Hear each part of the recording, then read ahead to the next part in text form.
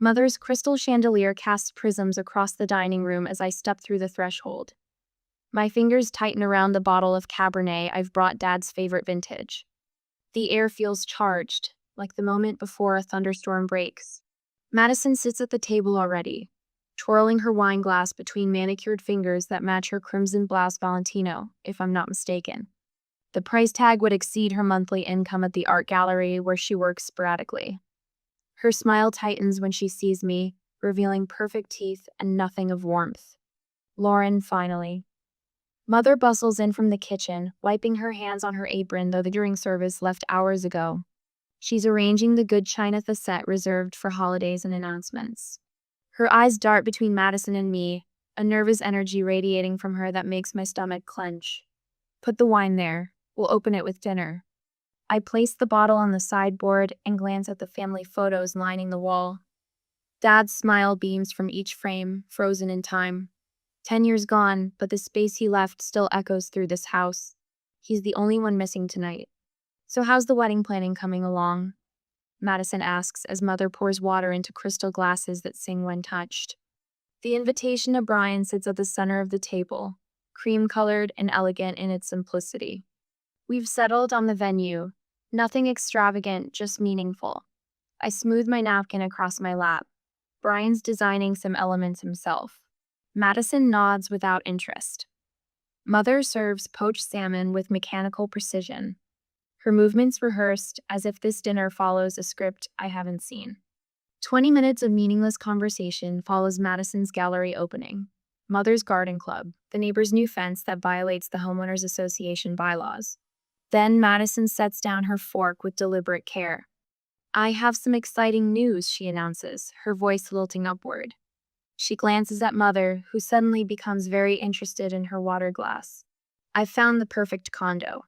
Harbor views, private elevator access, concierge service. It's absolutely everything I've dreamed of.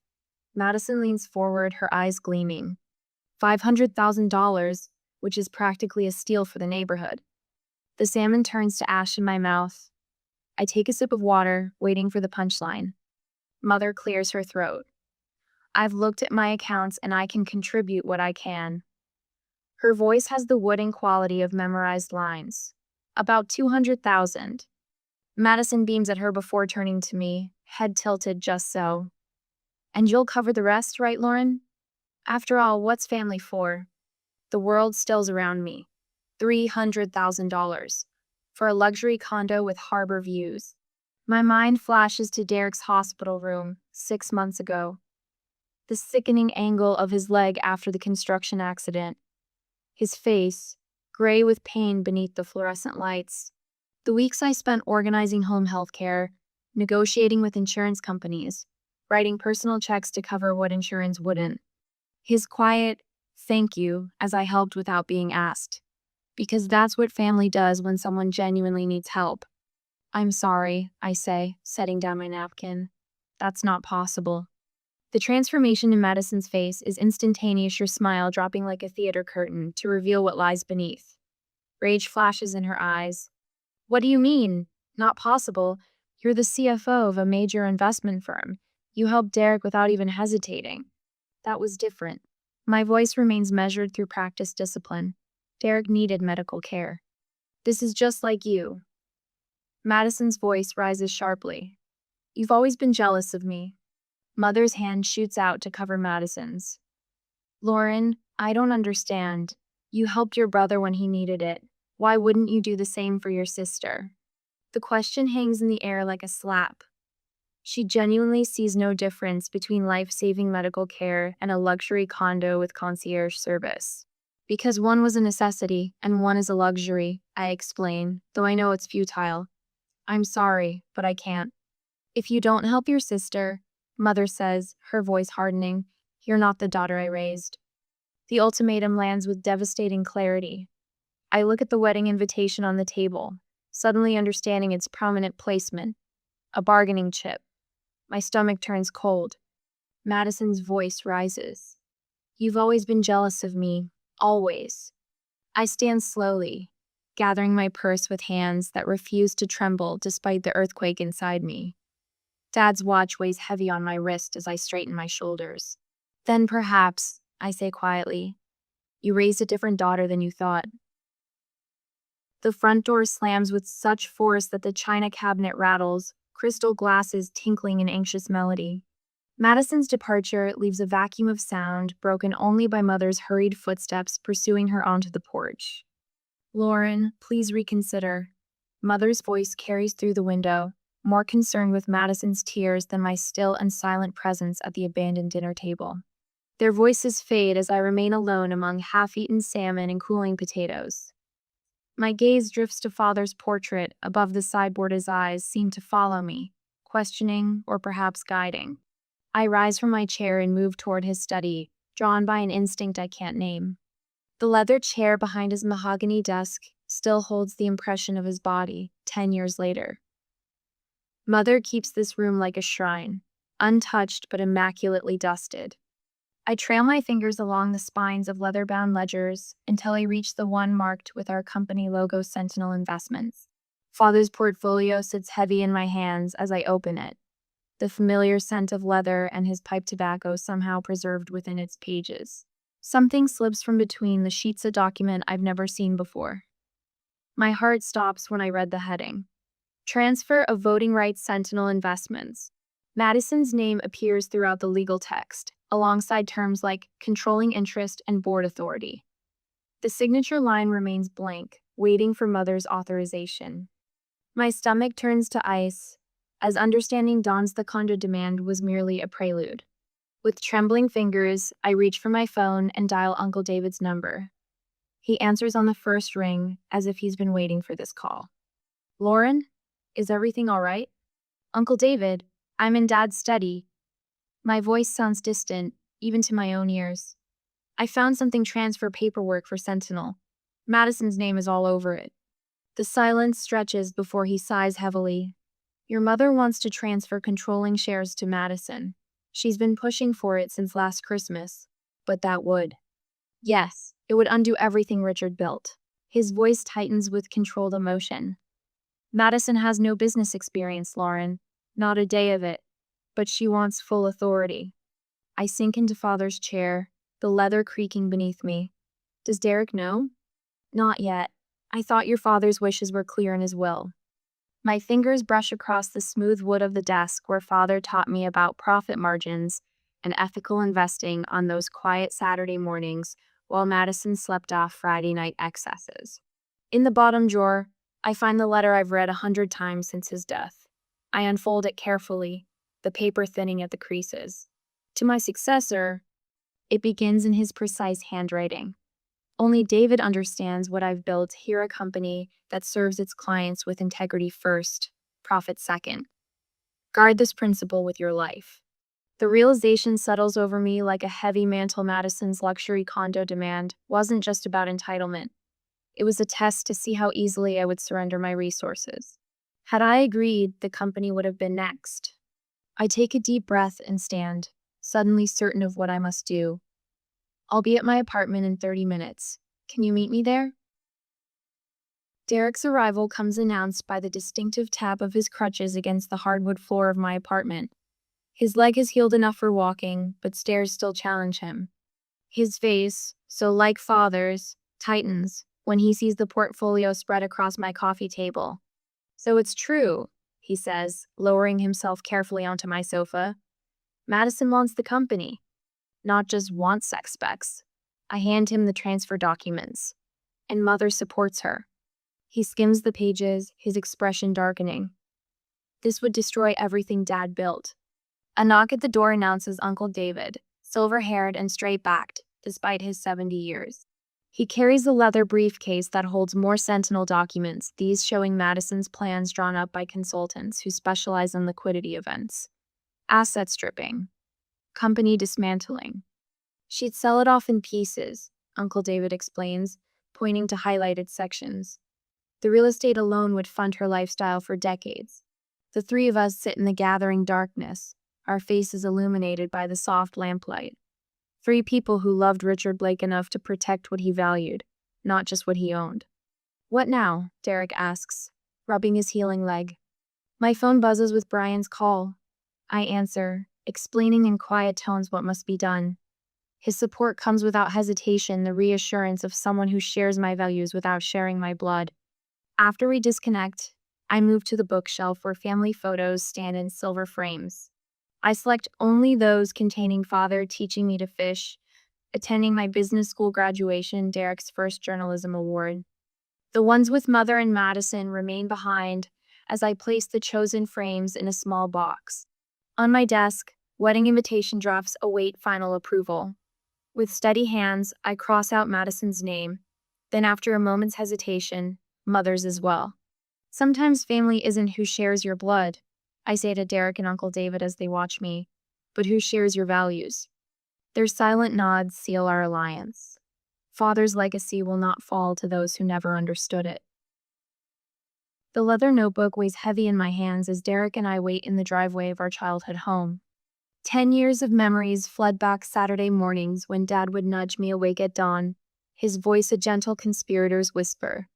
Ready to learn the family business, Lori? I'd slip downstairs in pajamas, in Dad's old cardigan, curling into the leather chair across from his desk, while Madison slept upstairs until noon. The scent of his coffee and the scratch of his pen as he opened the company ledgers, these were the rhythms of my childhood. You okay? Derek asks, adjusting his weight on his crutches. The scar from his surgery peeks beneath his pant leg when he moves. I'm not the one who should be standing. I nod toward his leg. Some things are worth standing for. His jaw tightens as he looks toward the house. Dad would be standing right here with us. The front door opens before we reach it. Mother appears in the doorway, her posture rigid as church pews. Beyond her, Madison's theatrical sobs echo from the living room. They're trying to ruin everything. I've already made my decision about the shares. Mother's voice could freeze water. She doesn't invite us in, but Derek pushes forward anyway, his crutches thumping against the hardwood floors of the entryway. The familiar scent of lemon furniture polish and Mother's perfume mingles with something sort the smell of old resentments disturbed. Family photos line the hallway, chronological markers of a family that once appeared whole. In most, Madison stands front and center, Mother's hand on her shoulder, while Dad stands beside me, his pride obvious, even in 2 dimensions. Madison sits on the sofa, shoulders heaving beneath her designer blouse. Her mascara remains perfect despite her tears-practice performance. When she sees the notebook in my hands, her crying stops abruptly. What's that? Dad's succession plan. I place the worn leather book on the coffee table, in his handwriting. That old thing? Madison scoffs, but her eyes never leave the notebook. I flip to the page marked with Dad's brass bookmark, the one engraved with his initials and the company logo. The pages crackled the sound of secrets finally exposed to air. For the future CEO, I read, Dad's handwriting becoming steadier as I continue. Lauren has shown the judgment, discipline, and integrity necessary to lead Sentinel. Madison's creative talents lie elsewhere, and forcing her into business would do her a disservice. Mother's face pales. Richard never discussed this with me. He tried. Derek's voice is quiet but carries the weight of certainty. Many times. You didn't want to hear it. I turn another page. Cheryl will resist this plan, as she has always believed Madison needs more support. But a company isn't charity, it's a responsibility. Lauren has earned this through merit, not birthright. The doorbell rings, startling us all. Uncle David's silhouette appears through the frosted glass, broad-shouldered and solid as the foundation of a well-built home. Mother opens the door with obvious reluctance. Uncle David steps inside, nodding to us before placing his leather briefcase on the dining room table. I have the legal documents. What legal documents? Madison stands, her performance abandoned for genuine alarm. Richard's formal succession plan. Uncle David slides papers from his briefcase with the calm precision of someone who knows exactly what they contain. Filed with the company attorney 5 years before his death, updated 6 months before his diagnosis. This is ridiculous. Madison's voice rises to a pitch that would shatter crystal. Mother owns controlling shares now. She owns them in trust. Uncle David corrects, with specific conditions regarding their transfer. The front door opens again. Brian steps inside without knocking, his eyes finding mine immediately. He doesn't speak, just moves to stand behind me, his hand a warm presence on my shoulder. "You brought your fiancé to gang up on us?" Madison sneers. "I texted him where we'd be. He made his own choice." I straighten my shoulders, drawing strength from the silent support surrounding me. Derek beside me despite his pain. Uncle David with his unflinching adherence to Dad's wishes. Brian, steady and principled. Mother sinks into her chair, her fingers trembling slightly as she reaches for the documents. "I don't understand. Richard always said the girls would share equally." "The estate, yes." Uncle David's voice gentles. "But the business leadership? Never." "I deserve that money." Madison's mask slips completely, revealing the naked greed beneath. "What am I supposed to do? Work regular jobs forever while Lauren gets everything?" "You get shares," I explain, keeping my voice level. "Just not voting rights." Dad knew exactly what he was doing. "We could compromise," Uncle David suggests. Madison receives her inheritance as non-voting shares. She benefits financially without affecting company decisions. "That's not fair." Madison's foot actually stamps against the carpet, a childhood gesture that looks absurd from a woman approaching 30. Mother's eyes scan the documents, her expression shifting like shadows at sunset. I recognize the moment the facade cracks, her shoulders drop an inch. Her breathing changes. She's reading Dad's actual wishes, in his own words, witnessed and notarized.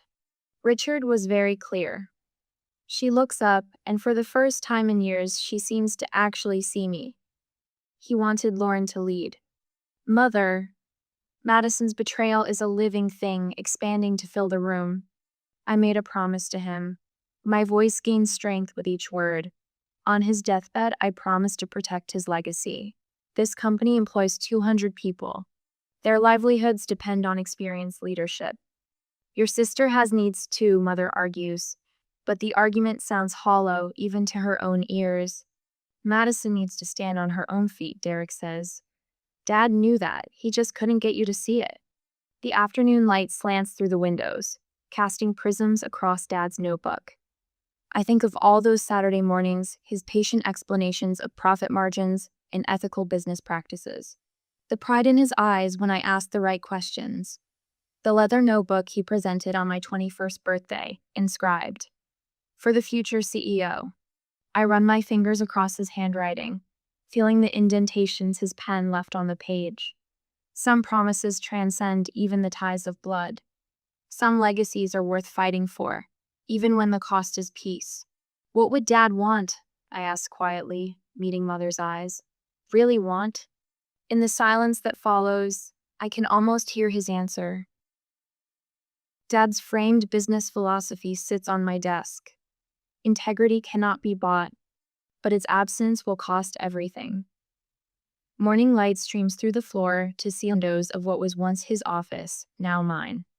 The leather chair cradles me as I review quarterly projections that exceed expectations. Dad would have been proud not just of the numbers, but of how we achieved them.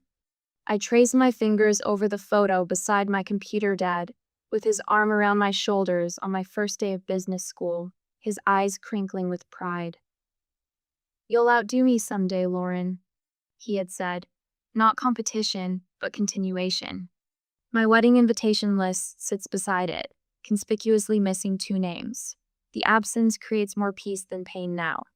Brian understood immediately, his hand squeezing mine when I explained. "Family is earned," he'd said simply. The intercom buzzes.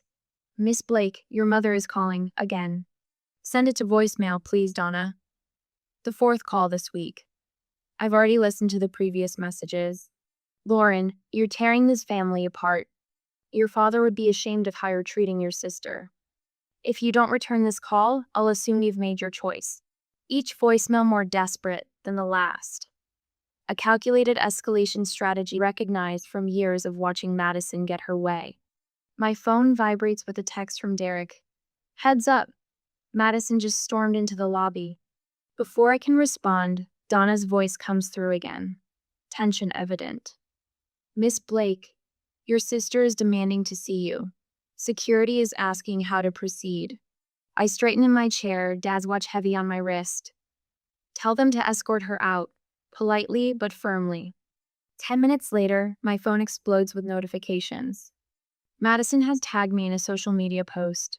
A tearful selfie captioned, "When your own sister uses your father's company to destroy your family. Toxic siblings. Family betrayal." I don't click. I don't engage. Instead, I open my email and compose the message I've been drafting in my mind for days. Dear Mother, I hope this finds you well. After careful consideration, I believe we need clear boundaries moving forward. I remain committed to honoring Dad's legacy through proper stewardship of the business he built. This is non-negotiable. I cannot and will not fund Madison's lifestyle choices. This is also non-negotiable. I would welcome a relationship with you independent of these issues, should you choose to respect these boundaries. With love, Lauren. I press send, then turn to the wedding announcement I've drafted for the local paper. The tribute to Dad feels right. The bride will honor her late father, Richard Blake, founder of Sentinel Investments, with an empty chair at the ceremony. Miss Blake instilled in his daughter the values of integrity, responsibility, and purposeful living that guide her today. The intercom buzzes again. Derek's here to see you. My brother limps in, still using a cane occasionally. His recovery continues, slow but steady, much like our relationship, rebuilt in adulthood after years of Madison wedging herself between us. Uncle David called, he says, settling carefully into the chair across from me. Mom tried to sway him about the shares again. Apparently she cried. Did it work? I ask, already knowing the answer. Derek smiles. He told her that tears don't change legal documents or sound business practices.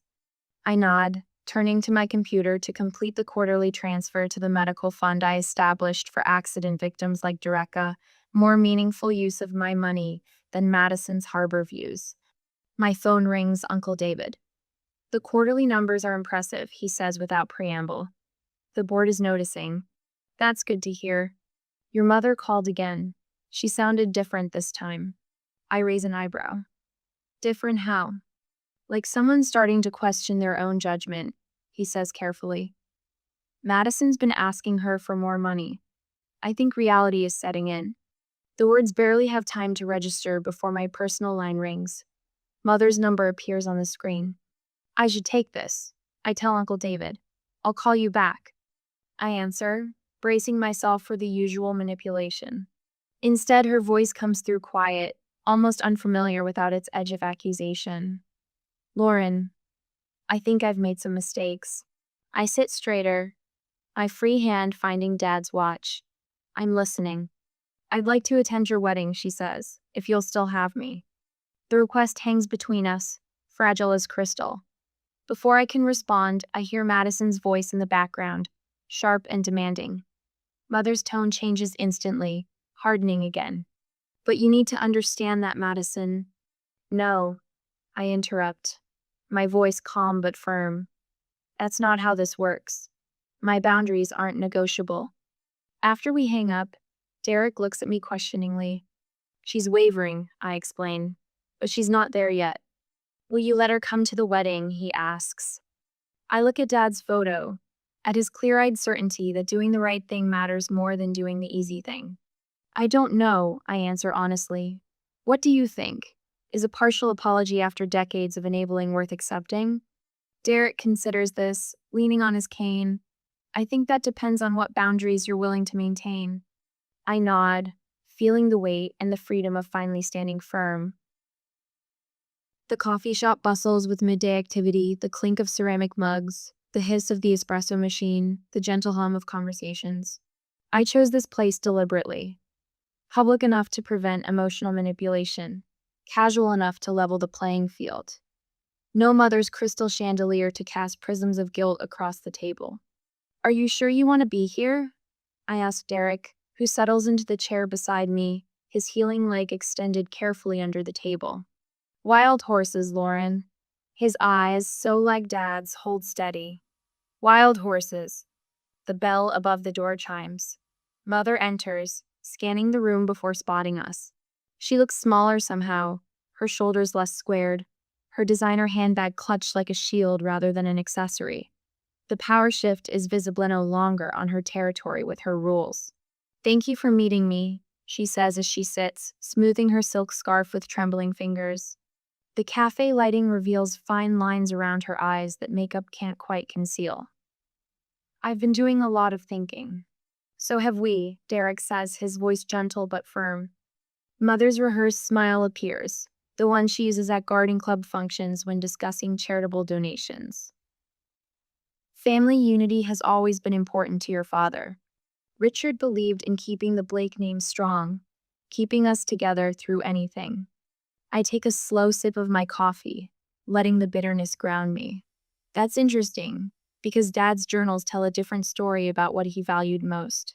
Her fingers tighten around her untouched cup. "Lauren, your sister is struggling. She's been unable to find suitable employment and my resources." Her voice trails off before she straightens her spine. "What I mean is, your father would have wanted us to support each other." "Mother," I say quietly, "your retirement savings are nearly depleted, aren't they?" The question lands like a stone in still water. Her eyes widen slightly before darting away. "Madison refuses to look for work," I continue, "because she's never had to face consequences. This pattern has been in place since we were children." "That's not fair." "When I was 12, I press on, keeping my voice measured. I saved my allowance for 6 months to buy that telescope I wanted. Madison broke it after using it without permission, and you replaced it using my college fund money. You told me sharing was more important than my feelings." Derek shifts beside me. "When I was 16 and made the varsity swim team, you missed every meet because Madison's dance recitals took priority, even when they weren't scheduled at the same time." Mother's lips part in protest, but I open the leather portfolio on the table, Dad's portfolio, the one that still smells faintly of his aftershave. "I've brought something I think you should see." I slide a folder across the table. These are Dad's detailed wishes for the company. Not just the legal documents, but his personal notes about his vision for its future. Her hands remain folded in her lap. "Lauren, business matters aren't relevant to family relationships. They are when Madison's intentions toward the company are part of the problem." I tap the folder. "Dad built that business on integrity and competence, not entitlement." Mother's eyes flash. "What exactly are you implying about your sister?" "I'm stating facts," I reply. "Madison has maxed out 3 credit cards in your name. She's borrowed against your home equity, and she's attempted to leverage company shares she doesn't control." The color drains from Mother's face. For the first time, I see a crack in her armor that isn't immediately patched with Madison's defense. "I want to be clear about something," I say, my voice softening. "I'm not here to punish you or Madison. I'm here to establish boundaries that should have existed long ago." Derek leans forward, his physical presence a quiet support. "We both are." I pull an envelope from my bag, cream-colored, embossed with silver leaf. "I have terms for any future relationship between us. First, family therapy. Real therapy, not the kind where Madison charms the therapist into taking her side." Mother's fingers twist her wedding ring, a nervous habit she's had since Dad died. "Second, the family business remains protected according to Dad's wishes. This is non-negotiable." I slide the envelope across the table. "Third, this wedding invitation is for you alone, not Madison. My marriage to Brian won't begin with manipulation or drama." Mother's hand trembles as she touches the envelope without opening it. "Finally, I'm offering financial counseling resources instead of endless financial support. For both of you." The cafe continues its rhythmic bustling around us, but our table sits in a bubble of tense silence. When Mother finally looks up, tears track down her cheeks, genuine tears, not the performance tears I've seen so often when she didn't get her way. "I don't know how to stop enabling her," she whispers, the confession raw and unvarnished. "I've been doing it so long, I don't know another way to be her mother." Derek reaches across the table, covering her hand with his. "That's why we're suggesting therapy, Mom, for all of us." I maintain my position, compassionate but unwavering. Madison needs to face reality, and you need to let her. Mother dabs at her eyes with a cafe napkin, her usual monogrammed handkerchief notably absent. When did you become so strong? She asks, looking between Derek and me. We had a good teacher, Derek says. Dad never confused love with enabling. Something shifts in Mother's expression, a realization dawning like the slow lightning of a horizon. She looks at me with new eyes, seeing not the daughter she thought she raised, but the one she actually did. I've damaged so much, she says, her voice barely audible above the espresso machine's hiss. With both of you, with all of us. The admission hangs in the air between us, not a complete transformation, but perhaps the first truthful moment we've shared in years. White roses line the garden path as I walk toward the small gazebo, my hand tucked into Brian's steady arm. Morning light filters through ancient oaks, casting dappled shadows across the 50 chairs only half filled, but by people who truly matter. The string quartet begins Pachelbel's canon, and tears prick my eyes despite my resolve to remain composed. You ready? Brian whispers, his fingers covering mine. I nod, unable to speak as we take our positions beneath garlands of ivy and baby's breath. My gaze falls on the empty chair in the front row, adorned with Dad's photograph and his leather-bound notebook tied with a simple white ribbon. He's here in every way that matters. In the back row sits Mother, her posture stiff but present, wearing a lavender dress that makes her look older, more fragile. Our eyes meet briefly, hers uncertain, mine accepting. This is progress, though the journey has only just begun. The seat beside her remains conspicuously empty, Madison's absence a necessary boundary that still aches beneath my ribs. After the ceremony, I find Mother standing alone near the refreshment table, turning her champagne flute without drinking. It was a beautiful ceremony, Lauren. Her voice wavers. Your father would have been proud. Thank you for coming, I say, meaning it despite everything. It matters that you're here. 3 months later, I sit across from Mother in the beige office of Dr. Winters, family therapist. Outside, autumn leaves scatter across the parking lot, while inside, Mother's hands tremble as she speaks. I didn't see it, she admits, voice barely audible. All those years, I thought I was helping Madison by giving her what she wanted. Instead, I was. She struggles with the word. Enabling, Dr. Winters supplies gently. Mother nods, a tear slipping down her cheek. I enabled her to become someone Richard would have been ashamed of. That evening, I walk Mother through Dad's old office, my office now. The company reports show quarterly growth exceeding projections by 17%. Uncle David's strategic investments bringing in new clients across 3 states. He built something extraordinary. Mother whispers, running her fingers along the mahogany desk where I've placed his framed photo.